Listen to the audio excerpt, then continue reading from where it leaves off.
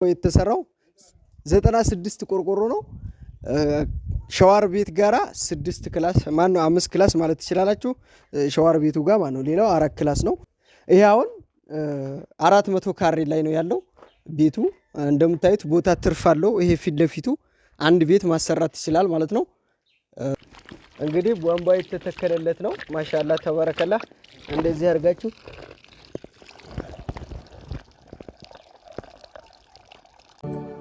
ያ አላህ ከወንጀል አስዳን፣ ያ ረቢ እርጋታን ስጠን፣ ያ ገፋር ሰላም አምጣልን፣ አንድነት እዝነት ሞላብን።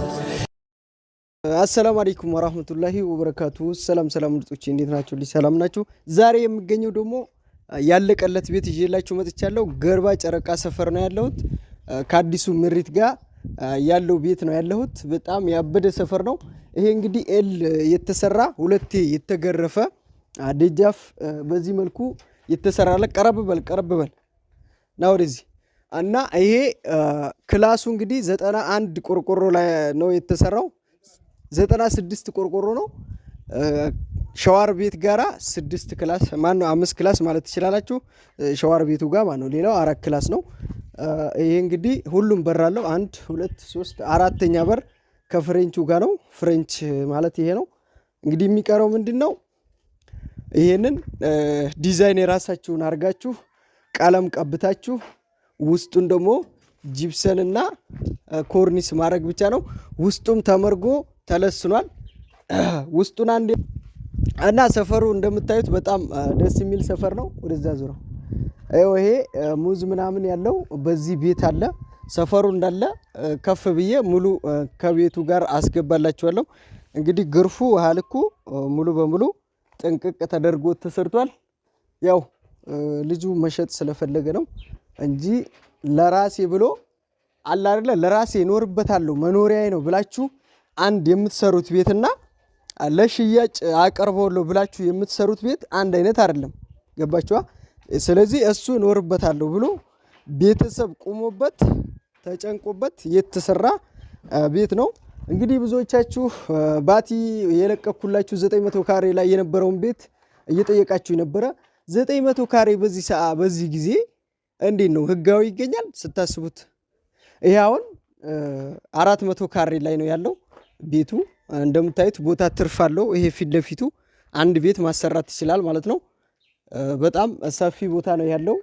ቦታው ይመቻል እና ላሳያችሁ ምርጉን። እዚህ ጋር ምርጉ ተለስኖ በደንብ በቃ ቀምን ቀርቶታል። ቀለም ብቻ ነው እዚህ ጋር አስገባላችሁ። እዩት። እንደምታዩት ልስሉ ልስልስ ያለ ነው እንደምታዩት። ይሄ እንግዲህ በቃ ጂፕሰን ለከክ አድርጎ ቀለም መቀባት ብቻ ነው። ይሄም እንዳለ እንትን ነው። ሳሎንንም ላሳያችሁ። በዚህ ሳሎንም ደግሞ እንደምታዩት እዚህ ጋር ልስኑ እንደምታዩት እንዳውም እየኖሩበት ነው ማለት ነው።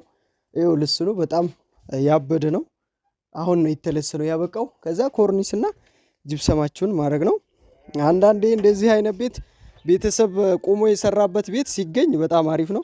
ምክንያቱም ለሽያጭ ያቀረበ የተሰራ ቤትና ለኖርበታለሁ ተብሎ የተሰራ ቤት አንድ አይነት አይመጡም። ይሄ ቤት በጣም የወደድኩት ቤት ነው። ትርፍ ቦታውን እስቲ ከላይ ሆነ ወዲታ ይቀርጸው ከዚሁ ክብር እንደው ጀምርና ይኸው እንግዲህ ተመልከቱ። በዚህ ባለው እስተ ሙዙ ጋር ቦታው ነው። ውሃ ገብቶለታል። ውሃይቱን በደንብ አስገበት እና ውሃ ገብቶበታል። ውሃ ተስቧል። የሚቸግራችሁ ነገር የለም። እንግዲህ ሁሉም ነገር የገባለት የተሟላ ነው። እናንተ ቀጥ ብላችሁ የቀረችውን ብቻ አስጨርሳችሁ መኖር ብቻ ነው የምትጀምሩት ማለት ነው። እና ውሃው በየቀኑ ነው የሚሄደው። እስቲ ክፈታት። ይኸውላችሁ ቧንቧዩስ እንዴት እንደሚወጣ አያችሁት? ቀዝቃዛ ነው። ቆይ እንዳውም ልጠጣ ነው። ይኸው እንደምታዩት ወይኔ ረበለው። እንግዲህ ቧንቧ የተተከለለት ነው። ማሻአላ ተባረከላ። እንደዚህ አድርጋችሁ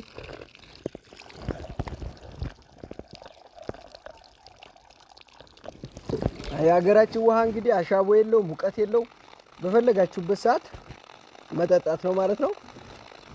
አቃዝጋ እና ሰፈሩን እስቲ በመንገር በላይ ሆነንም ሰፈሩን እናሳያችሁ እና ሰፈሩን አስገባ በዛ ሄድና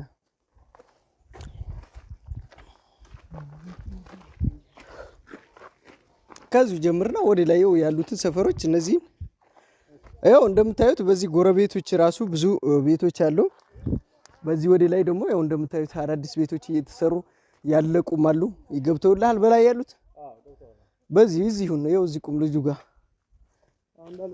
ያው እንዳለ ይሄ ሰፈር ማለት ነው። በቃ ጎረቤት ሞልቷል። አዲስ ሰፈር አይደለም፣ ብዙ ሰው አለበት። እዚህ ፊት ለፊት ያሉንም ቤት አስገባው። አዎ ይሄ ሁሉ እንግዲህ ሰፈር ነው፣ ከተማ ውስጥ ነው። በጣም ደስ የሚል ቦታ ነው። እንግዲህ በገርባ የምትፈልጉ ሰዎች ካላችሁ ገርባ ነው መታችሁ፣ ጨረቃ ሰፈር ነው ማየት ትችላላችሁ። ቤት ፈላጊ ከሆናችሁ እንግዲህ እዚሁ አዲሱ ምሪት ጋር ነው። ምሪት ጋር ደግሞ ጠጋ ማለቱ አሪፍ ነው።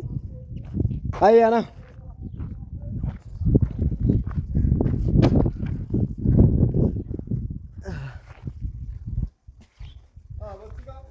እና ደጃፋችሁ ላይ እንግዲህ እንደዚህ አይነት ሙዝ ሲኖር ደግሞ ለቅዝቃዜውም ለሙቀቱም እሺ ምርቶች እንግዲህ እስካሁን ህገ ወጥ ነው ህጋዊ ነው እያላችሁ ይሆናል። እና ባለፈውም የለቀኩላችሁ 900 ካሬ ህገ ወጥ ነው። 900 ካሬ በዚህ ሰዓት እኔ ህጋዊ ያለ እንዴ? ቆይ እንዴት ነው የምታስቡት? ህጋዊ እኮ 150 ካሬ ነው መንግስት የሚያደራጃችሁ። ይሄ ራሱ ህገ ወጥ ነው፣ ህጋዊ አይደለም። እና ደግሞ እንዳቅማችሁ ህገ ወጥ ይሻላችኋል በማለት ነው እንጂ ህጋዊ ቀጣይ አሁን ከዚህ ቀጥሎ ብዙ ቤቶች ቪዲዮ አድርጌያለሁ። የሚያማምሩ ካርታ ፕላን የወጣላቸው ቤቱ ጥንቅቅ ብሎ ስተበላጡ ስተኮርኒስ ጂፕሰኑ ያለቀ ቤት ቀጣይ ቪዲዮ ልክላችኋለሁ። ብዙ ልጆች እንግዲህ ቤት ፈላጊና ካርታ ፕላን ያለው ፈላጊ እንደሆናችሁ ተናግራችኋል። ይሄ ደግሞ ህገ ወጥ ነው።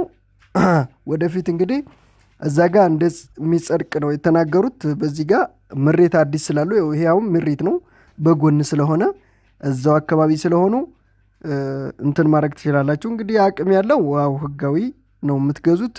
ደግሞ እንደ አቅማችሁ አይታችሁ ደግሞ ያው እኔ መጀመሪያ ቤቴ እንግዲህ አይታችኋል ህገወጥ ነው የሰራሁት ማለት ነው። ህጋዊ አቅም አይኖረንም። ብዙ ጊዜ መሬቱን ራሱን ለመግዛት በጣም ይከብዳል። ሁላችሁም እሱን ታውቃላችሁ።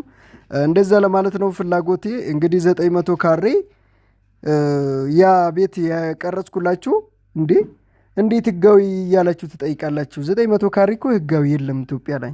እንዴት ነው እናንተ ድርጅት ነው እንደምታደራጁበት? 900 ካሬ እኮ መንግስት ነው የሚያደራጃችሁ፣ ተቀብሎ ለእናንተ ይከፋፍላችኋል እንጂ ያ የገበሬ መሬት ነው። ስለዚህ ይኸው ቤቶቹ ይሄን ይመስላሉ። እንግዲህ ይሄ ገርባ ነው የምታዩት። ከዚህ ከጨረቃ ሰፈር ወደ ታች ሲታይ ይሄን ይመስላል ማለት ነው ሁሉም